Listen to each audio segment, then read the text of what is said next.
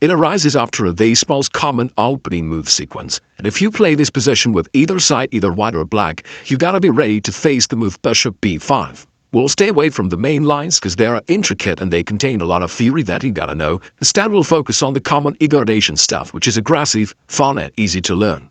Alright, so when you play bishop b5 as white, when your opponent is not sure what to do, they usually see that you're counter-threatening this pawn on e5 because you're ready to eliminate the knight, and so often they want to either protect this pawn on e5 by going pawn to d6, or they try to chase away your bishop by playing pawn to a6. Quite often they do both. For instance, they can play a6 first. As you drop your bishop back, they then follow up with pawn to d6. What do you do then? Well, you can simply castle because it's a useful move anyway, and it's also a little bit provocative. First off, your opponents still see that there is this unpleasant being, and they may try to chase your bishop back. They play pawn to b5, you play bishop b3 back. And now, like the overwhelming majority of your opponents will wish to play bishop g4. For some reason, a lot of amateur players just believe that it's so cool to have this pin on your knight, and that this will nearly guarantee future attack of black. But we'll see that we have something prepared. So first off, I always recommend that you play pawn to h3, just to make sure that the bishop decides what exactly he wants to do. Does he want to take? Does he want to go back? In most cases, they will go back. If they take, it's no problem. You play queen to f3. You're actually threatening this checkmated one. Your queen is active, and generally speaking, bishop is a little bit stronger than a knight. You can then play pawn to c3 so that he can never jump there, and you just have a great position. But in most cases, they will instead drop their bishop back to maintain this pin. And here, when your opponent thinks that life's good, you shock them by the move knight takes c5. That counts as a complete choker, as unlike the normal illegal checkmate, that's actually something different. So, what's the catch here? Well, you sacrifice your queen. And it's actually going both ways, therefore he has to take your queen or else you'll take his bishop. So after he takes your queen, you then play bishop takes f7, check to the king. There's only one move where it can possibly go to, so king goes to e7, and now knight takes c6, you rock. It's a royal fork, so you rock. Now, the king has to move. Now, you take on d8, it's check once again. Therefore, they have to recapture, and as a result of this massive trade-off, we have two extra pawns in an endgame, and therefore that is a technically winning position.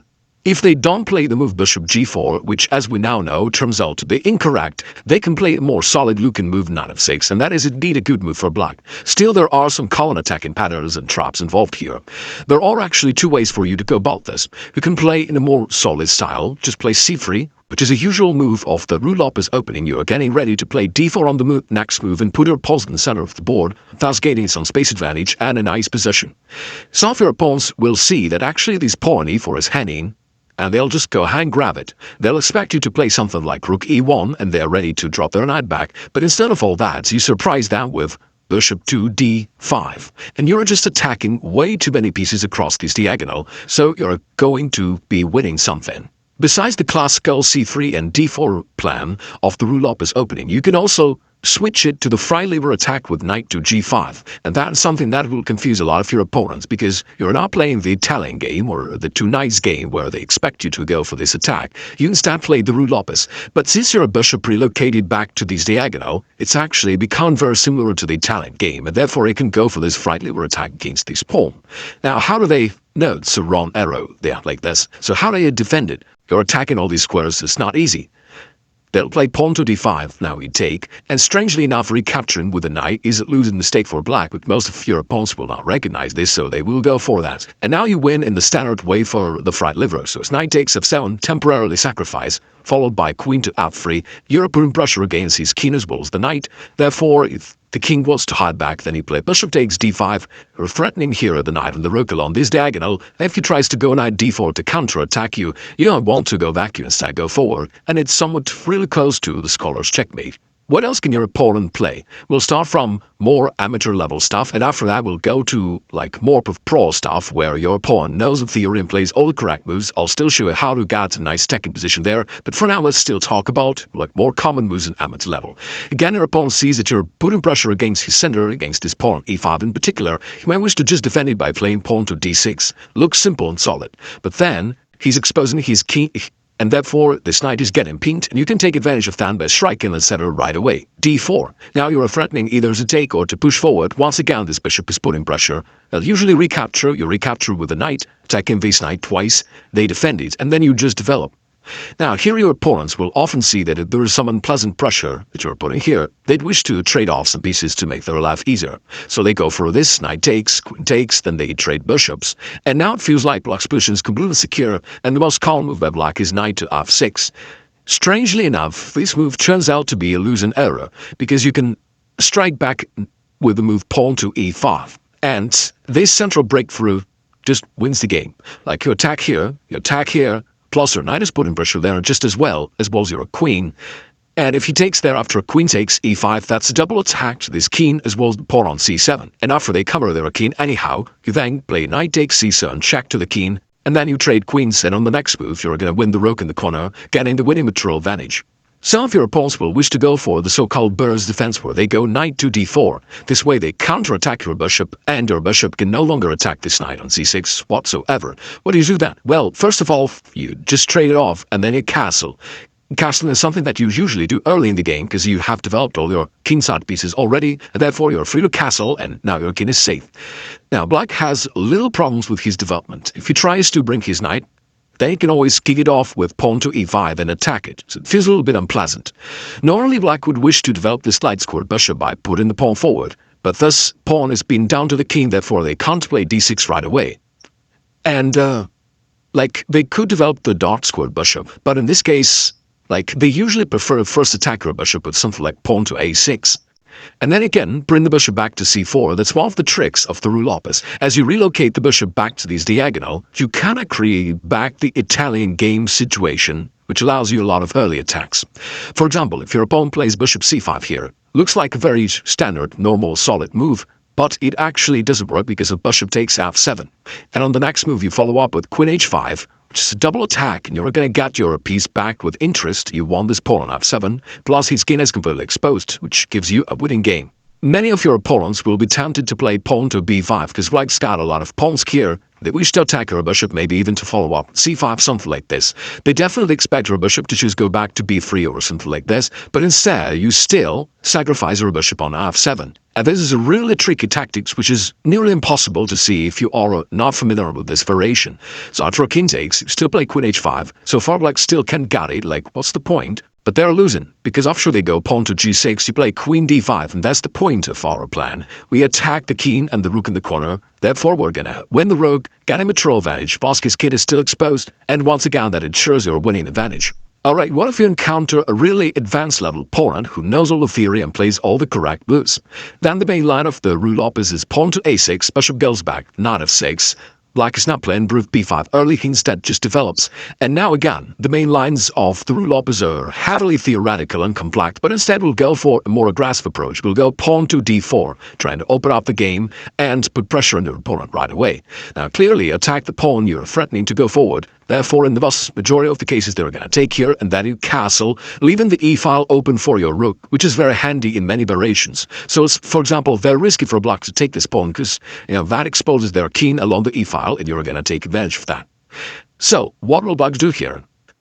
Well, they have some problems. This pawn on e4 is ready to go forward and chase away this knight, which feels unpleasant.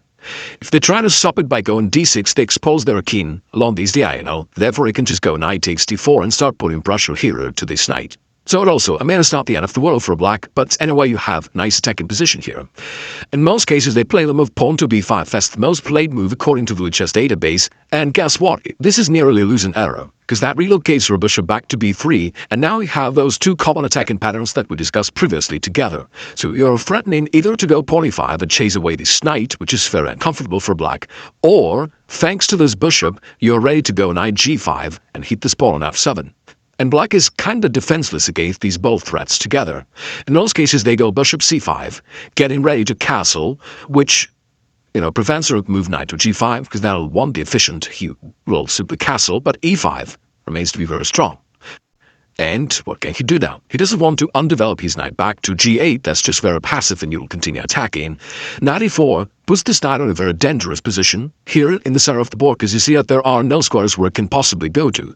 Right, this square is taken by your bishop and knight, therefore there is no escape square. You can just play something like queen e2 and attack this knight, usually you can just win it. In most cases they will go knight g4, because that looks like the only normal square for the knight, and he potentially attacks this pawn on e5, although probably not right now, because again, his king is standing there, so you can always put your rook on the e-file and attack everything that stands there. There are many ways for you to attack here, like the most solid way for you is to play pawn to c3, pretending like you just want to take here and attack his bishop, and as he captures that clears the d-file for a queen, all of a sudden you go forward with this all-out attack queen d5. That creates the threat to the absent pawn, but also to the bishop on c5.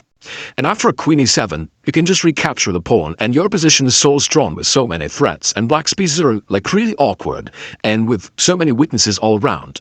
Like this knight is pinned down to the rook. This bishop on c5 is kind of hanging, you're a threatening knight e4, potentially going after this bishop. You're ready to go bishop g5 to chase away this knight.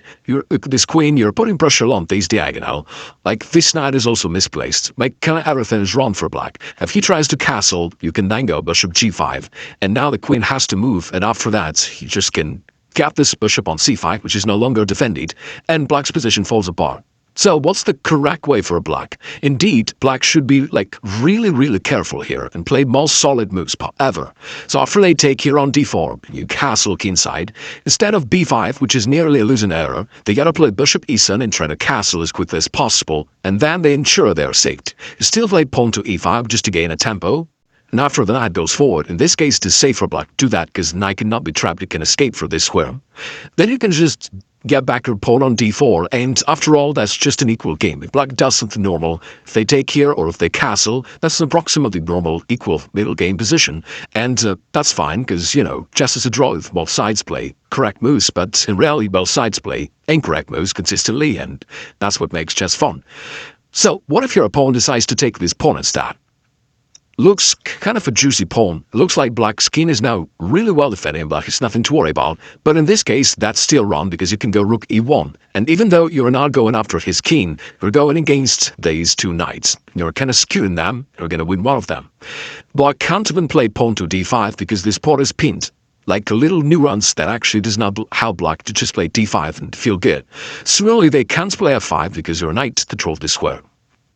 So they have to actually just give up one of these knights. So let's say they go knight c5. The only attempt to save a piece is to counterattack. Then you take their knight, they take your bishop, and for a second it feels like black is cool, but then you play knight f5, and it turns out that you still win a piece along this e-file. Thanks to the knight attack and the bishop is pinned, there's nothing they can do. So they usually try to simply castle, at least to put their king to safety. Then you take on e7, check to the king goes to the corner, and now first of all you're up piece already, therefore that is generally speaking already a winning advantage. But the cool thing is that you can play queen h5. Now you have a bunch of pieces near the opponent's castling position, and all of a sudden black can't stop your winning attack. And by the way, here's a little question for you. What if black goes pawn to d6? How do you finish white's attack here? If you can find it, please let me know in the comments below.